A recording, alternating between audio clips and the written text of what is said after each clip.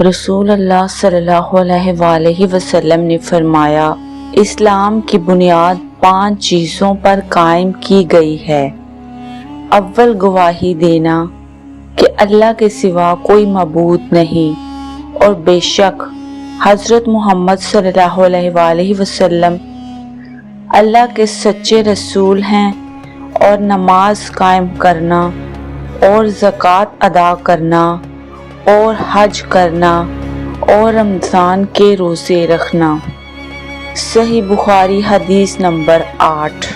آپ صلی اللہ علیہ وآلہ وسلم نے فرمایا کہ ایمان کی 60 سے کچھ اوپر شاخیں ہیں، اور حیا شرم بھی ایمان کی ایک شاخ ہے۔ صحیح بخاری حدیث نمبر 9۔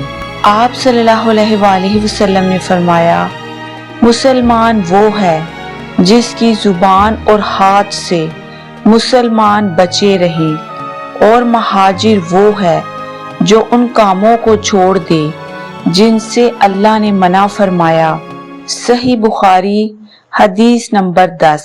لوگوں نے پوچھا، یا رسول اللہ، کون سا اسلام افضل ہے؟ تو نبی پاک صلی اللہ علیہ وآلہ وسلم نے فرمایا، وہ جس کے ماننے والے مسلمانوں کی زبان اور ہاتھ سے سارے مسلمان سلامتی میں رہیں۔ صحیح بخاری حدیث نمبر 11۔ ایک دن ایک آدمی نے ان حضرت صلی اللہ علیہ وآلہ وسلم سے پوچھا کہ کون سا اسلام بہتر ہے؟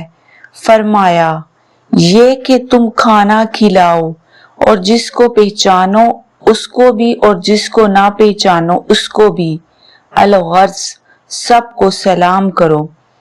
صحیح بخاری حدیث نمبر 12۔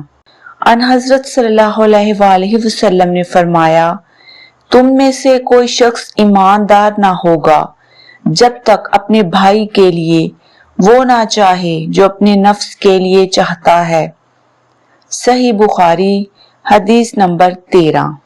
بے شک رسول کریم صلی اللہ علیہ وآلہ وسلم نے فرمایا، قسم ہے اس ذات کی جس کے ہاتھ میں میری جان ہے، تم میں سے کوئی بھی ایماندار نہ ہوگا جب تک میں اس کے والد اور اولاد سے بھی زیادہ اس کا محبوب نہ بن جاؤں۔